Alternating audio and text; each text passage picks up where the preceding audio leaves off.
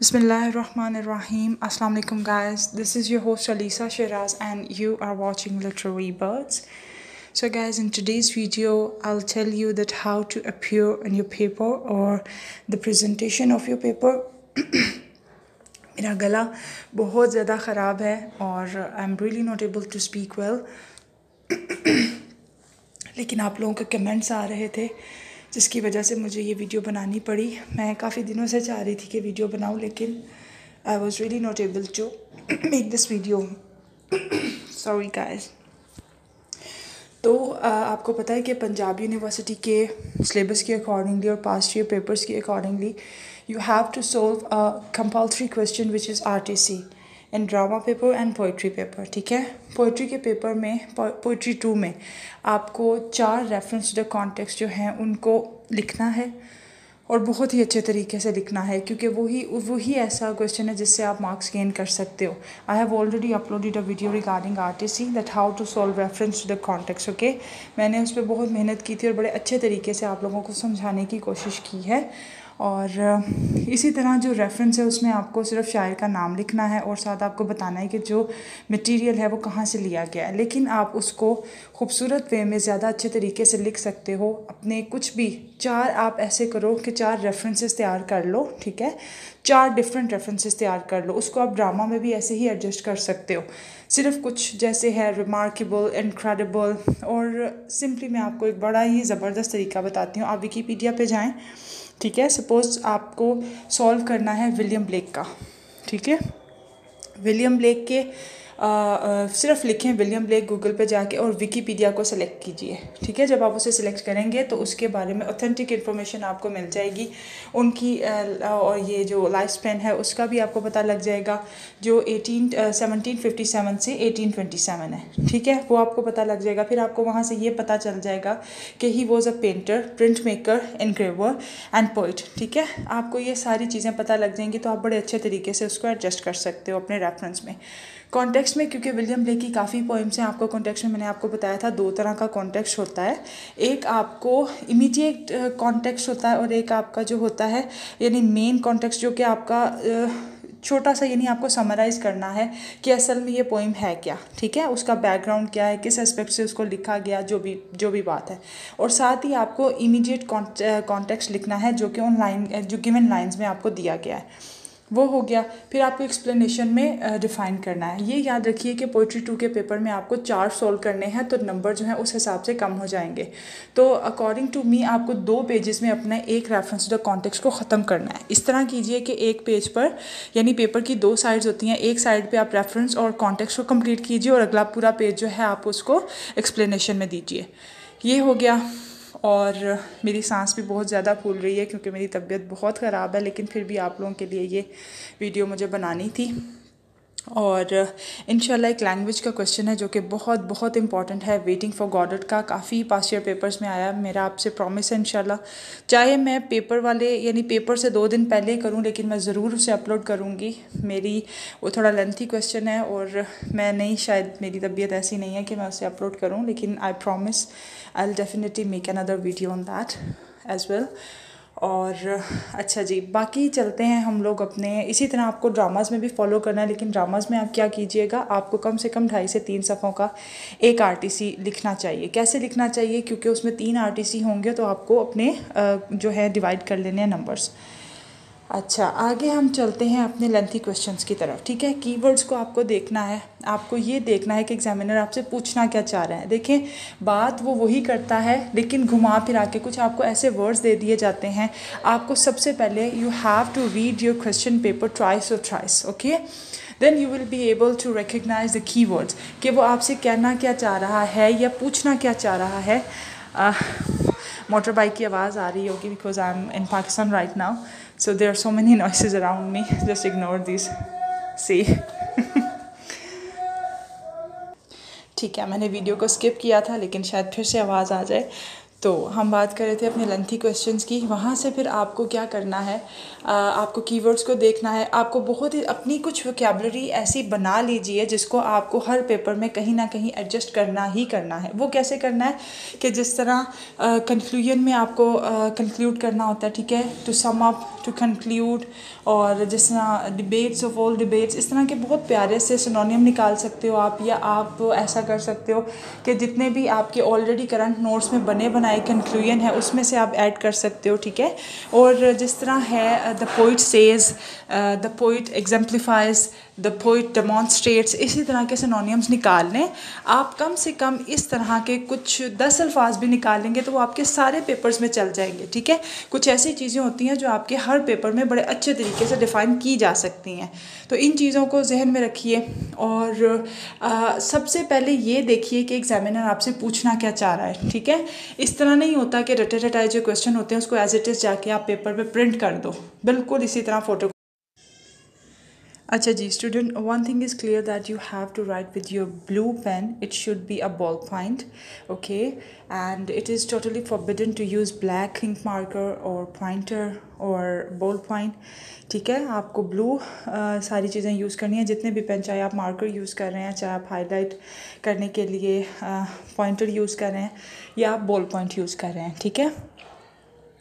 दूसरी चीज़, जब मेरे according to my point of view, ठीक है, मुझे ये लगता है कि अगर आप डायरेक्ट, अब देखें जैसे आरटीसी का क्वेश्चन है, ठीक है, मैं ऐसा नहीं कह रही कि अगर 4 लाइनें हैं तो आप 4 की 4 लिख दें। आप ऊपर हेडिंग दें that you are going to elaborate the question, the compulsory question of RTC, ठीक है।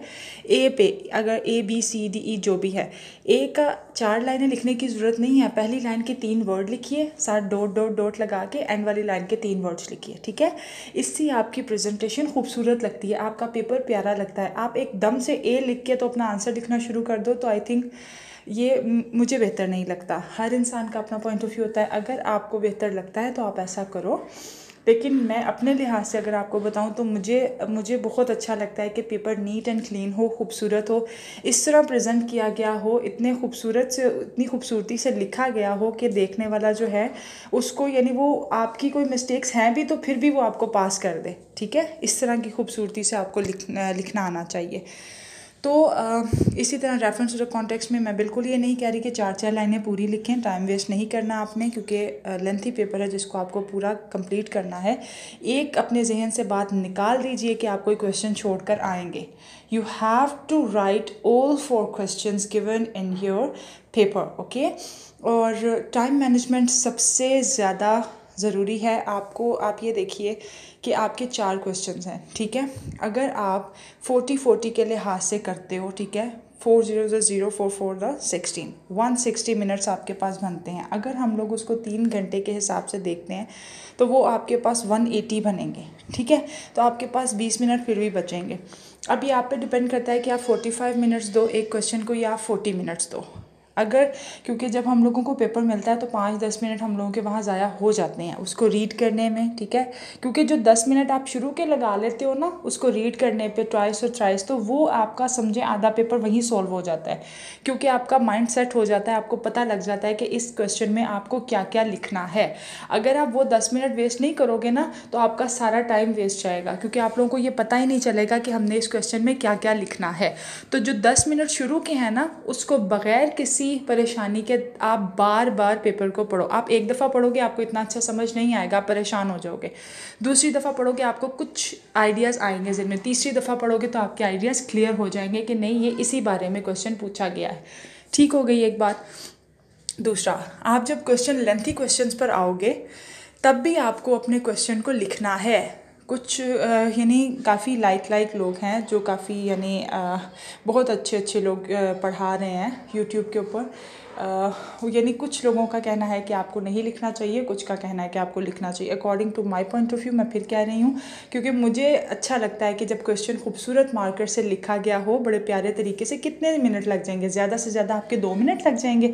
आप टाइम नोट कीजिए, आपका 1 मिनट भी नहीं लगेगा एक क्वेश्चन को लिखने में, ठीक है। तो खूबसूरत राइटिंग में ब्लू मार्कर के साथ उसको प्यारा सा लिखिए और फिर उसका आगे आंसर दीजिए। ये बात हो गई। और दूसरा, जब आप आंसर दीजिए तो आपका फर्स्ट जो पैराग्राफ है, इंट्रोडक्टरी पैराग्राफ कहते हैं CSS लेवल्स पे भी, जब आपका यानी इंट्रोडक्शन और कंक्लूजन जो होता है वो आपकी जान होती है आपके क्वेश्चन की आपके आंसर की, ठीक है।